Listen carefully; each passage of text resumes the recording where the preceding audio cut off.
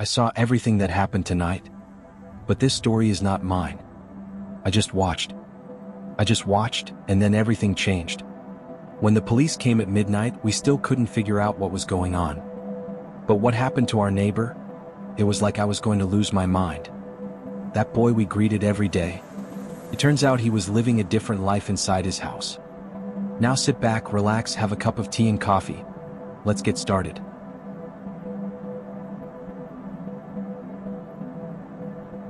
I witnessed everything that happened tonight, but this story isn't mine. I'm going to tell you about an incident. My husband, Benjamin, and I lived in a modest 2-story house for many years. Our children have been living independently for the last 20 years, and I'm really proud of them, but let me explain what transpired. Last year, a new resident moved across the street. The house was very nice, and I had been feeling ill, so I spent a lot of time looking at vacation homes as I prepared for retirement. While knitting and reading books on the front porch, my spouse and I relished the weather. While doing this, I often listened to podcasts about true crime, and sometimes I just listened to music. A young man in his mid-20s moved in across the street. He always drove a fancy BMW and wore expensive clothes. I hoped that I was not assuming, but I thought that he must be very rich or very troubled. He turned out to be a very nice person.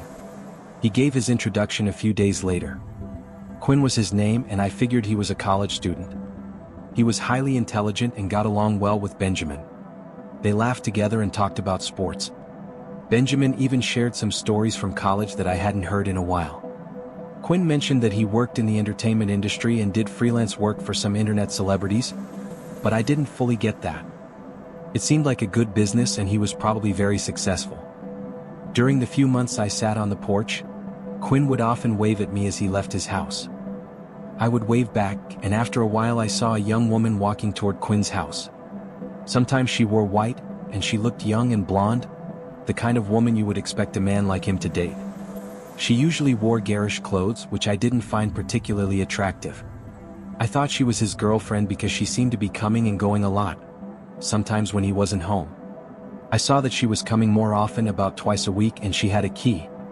Then one afternoon, as I was outdoors tending to my garden, I heard yelling from across the street. Quinn and the girl were standing in his driveway, shouting at one another. I couldn't hear the details, but it seemed like an argument.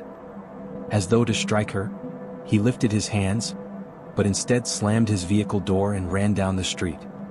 Since I thought it was just another lover's fight, I didn't believe I should get involved. However, I spotted her automobile in front of his house once again a few days later. Although I had previously seen it, something felt different this time. I brought it up to Benjamin, but he felt that speculating was impolite. I ignored it since he told me not to worry about it. Then one night everything was different. Benjamin and I were startled out of our slumber by sirens outside. We saw neighbors gathering to watch the incident as we rushed outdoors. We watched as police officers and an ambulance pulled up outside Quinn's house, followed by a woman in handcuffs. It was a shocking sight. A week passed before we saw Quinn once more. When he finally returned, Benjamin and I went to check on him since he seemed unhappy. He brought us inside right away and told us everything. The girl's name was Ellie, and she had confessed to doing everything to lighten his load. She had stolen his spare house key and made a copy. She had started to insist on expensive meals, jewelry, and trips, and Quinn said that she had grown possessive and angry when he paused. Then things started to go south. She had been setting up secret cameras in his room and using his phone to go into his house while he wasn't there. Every time he returned, the cameras had been moved and the batteries replaced. After a particularly heated argument one evening, Quinn attempted to break up with her, but she refused to depart.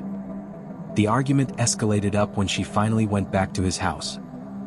Following a protracted surgery, Quinn's doctors concluded that his horrific injuries had left him just a millimeter from death. Benjamin and I did our best to soothe him, but it was clear that he was afraid. He told us at the end of our vacation that he had learned his lesson, especially about showing off his wealth. A few days later, the girl moved out. She told him she no longer felt comfortable there and left with her possessions and a big bundle of cash. Quinn had friends that were like her, but no one remained to help. Since I never saw her again, I prayed that she was okay. Nobody, especially a youngster, should have to go through anything like that. Q. But what we experienced was just the beginning. Silence doesn't always mean peace. Because sometimes darkness takes root in other places. There is a cabin deep in the forest. For years, no one has dared to approach it. But one night, Sam, Mert and Sood went there. And nothing was the same again. If this story shook you, get ready to hear what happened in that cabin. Backhand index pointing right. We are waiting for you in the next video. Maybe, this time it won't be you watching.